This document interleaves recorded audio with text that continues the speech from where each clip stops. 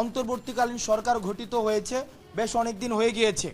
আজকে আহতদের যে আমরা সারা ঢাকাতে আমরা যে চিত্র দেখেছি এবং বাংলাদেশের বিভিন্ন জায়গা থেকে যে চিত্রের খবর পেয়েছি, এতদিন পর্যন্ত আহতদের আন্তর্জাতিক মানের সেবা নিশ্চিত করতে না পারা এবং তাদের জন্য পূর্ণাঙ্গ একটি তালিকা করতে না পারাকে আমি এই অন্তর্বর্তীকালীন সরকারের প্রথম ব্যর্থতা হিসেবে চিহ্নিত করতে চাই। কারণ এই অন্তর্বর্তীকালীন সরকারের উচিত ছিল শুরুতেই এসে যারা আহত হয়েছে এবং শহীদ হয়েছে তাদের জন্য আমাদের যেটাকে আমরা বলি ওয়ান স্পট যে সলিউশন, অনশট যে সলিউশন, এই ওয়ান-শট সলিউশন নিশ্চিত করা।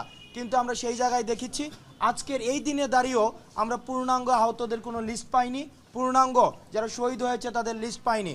আমরা ছাত্রদের জায়গা থেকে আমরা অক্লান্ত পরিশ্রম করে যাচ্ছি, কিন্তু একটা বিষয় মনে করে দিতে চাই, আমাদের কিন্তু কোনো অথরিটি নেই। এই যে আপনারা যে দেখছেন ট্রাফিক